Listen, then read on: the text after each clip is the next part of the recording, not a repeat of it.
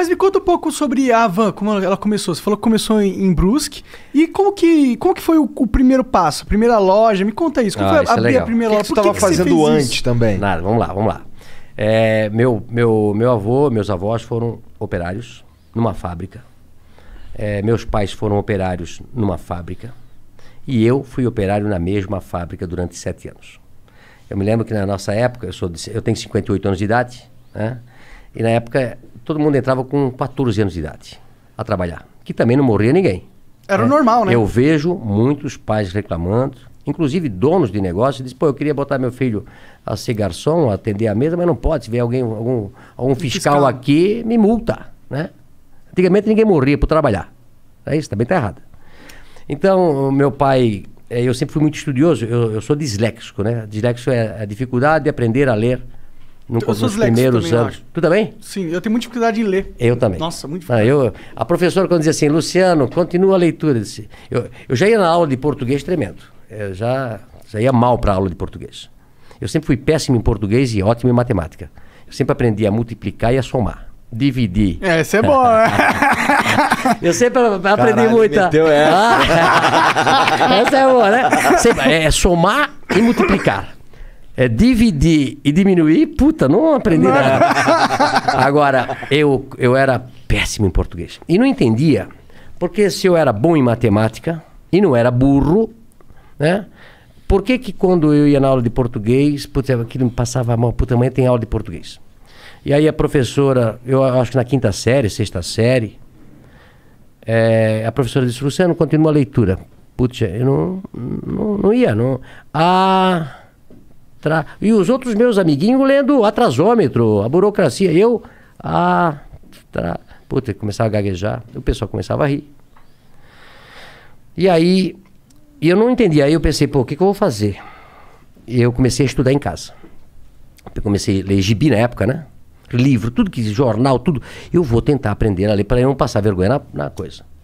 E isso foi durante até os 12 anos de idade. Então eu sempre falo, né? Eu aprendi a ler só com 12 anos de idade. Imagina se eu tivesse aprendido com 7 anos, né?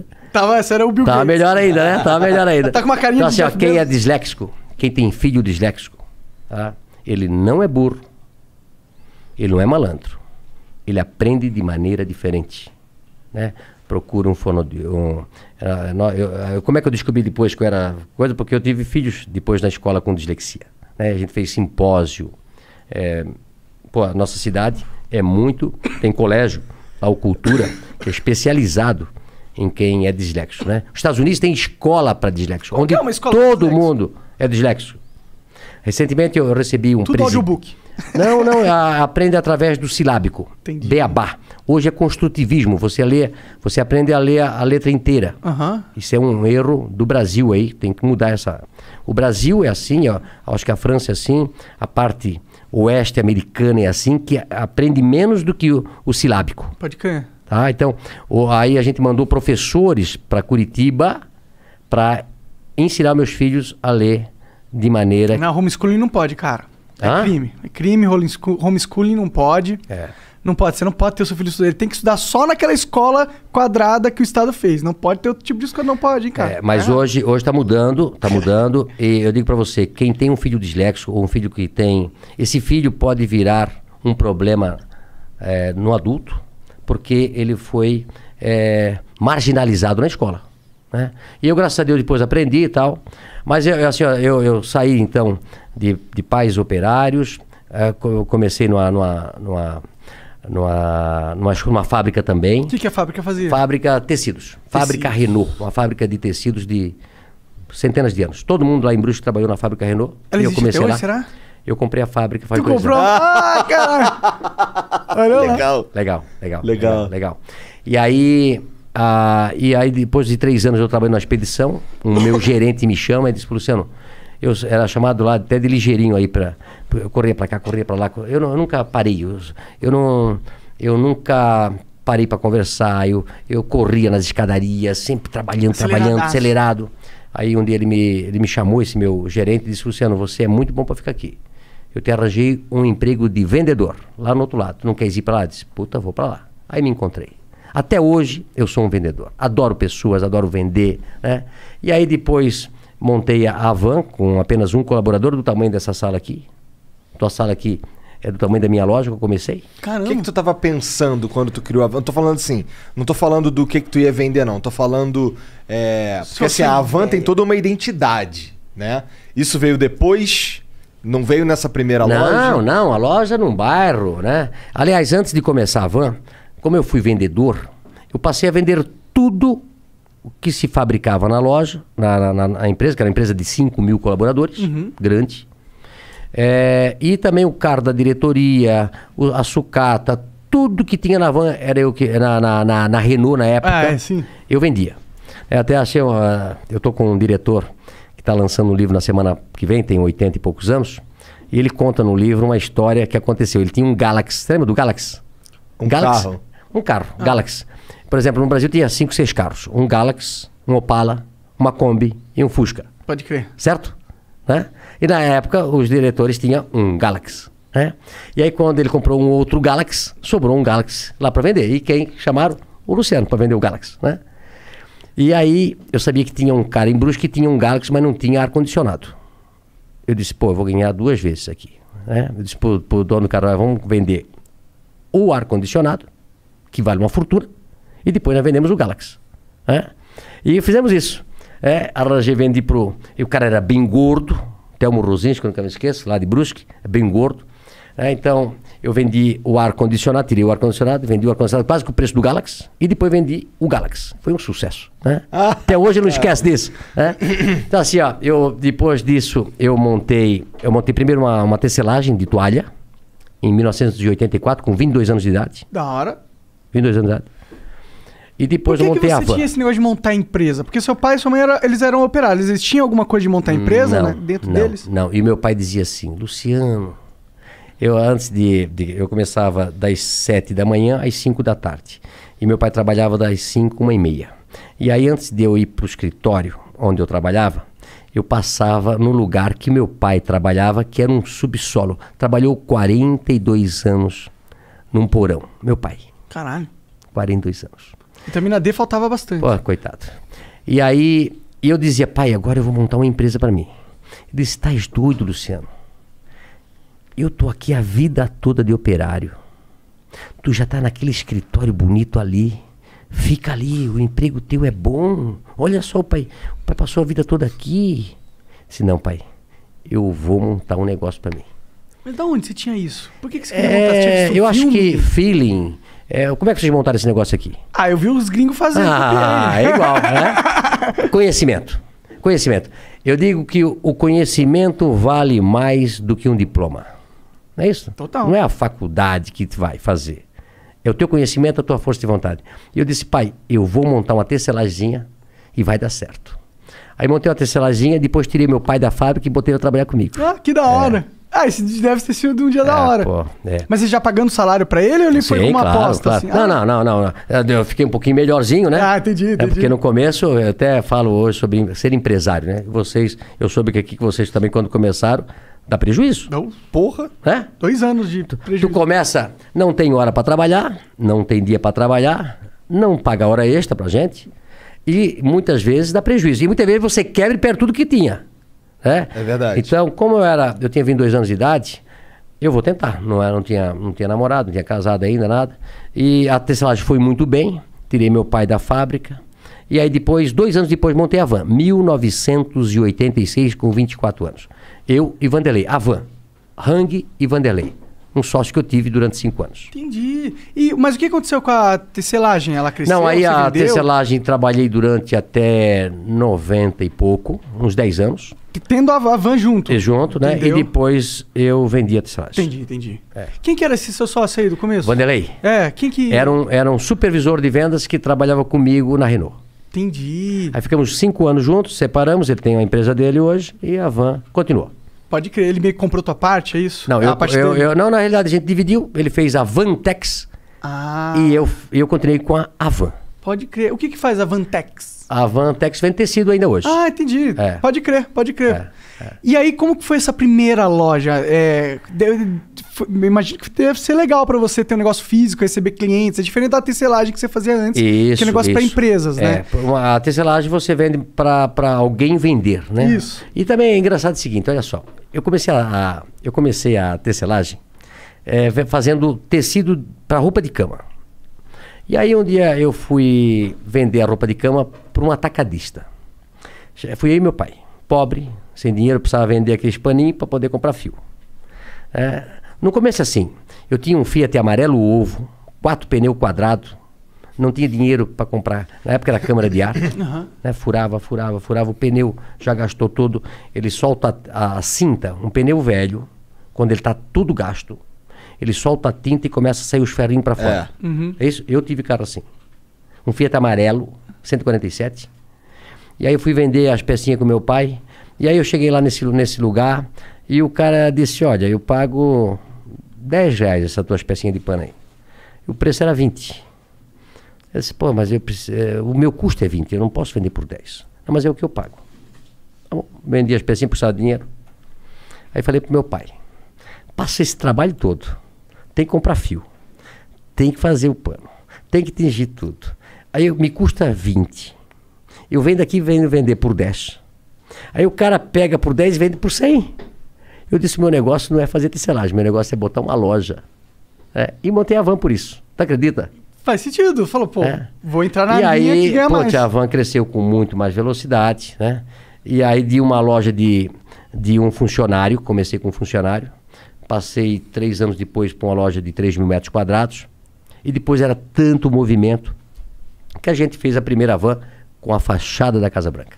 Que pira foi essa? Por que a fachada da Casa Branca? Isso também é legal. Olha só. Eu sempre digo o seguinte, que a Van é uma empresa de publicidade, mas que vende produto. Sempre adorei propaganda.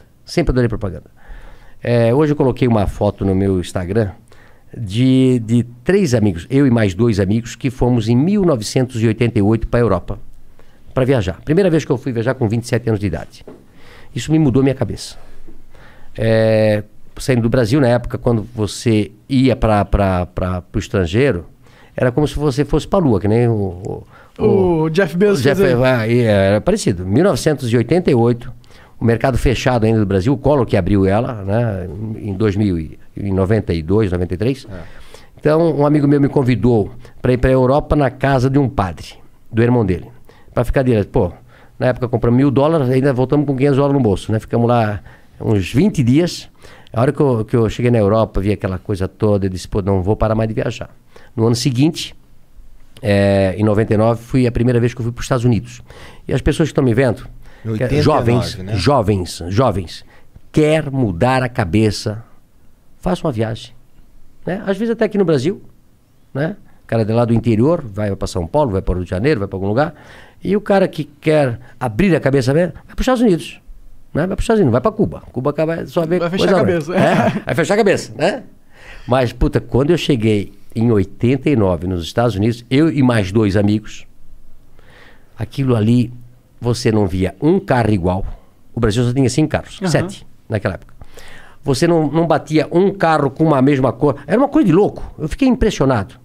E depois eu comecei a viajar todos os anos para os Estados Unidos. Uma delas, eu fui para Washington. Né? E aí eu trouxe um cartãozinho postal da Casa Branca e deixei lá na gaveta. Quando eu saio da segunda loja para fazer uma outra loja, porque eu recebia 150 ônibus por dia. Por dia? Por dia, era uma loucura. Os caras é de ônibus para comprar um monte de coisa. As pessoas acham assim, puta, mas a Van fazendo esse sucesso, como é que pode? Esquecem que a Van começou há 35 anos atrás. De uma lojinha pequena, sempre evoluindo, sempre que... eu sou um cara impaciente, né? Sempre querendo fazer diferente.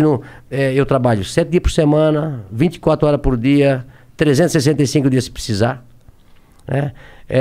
E aí, quando eu vou para os Estados Unidos, eu disse, meu Deus, que país é esse?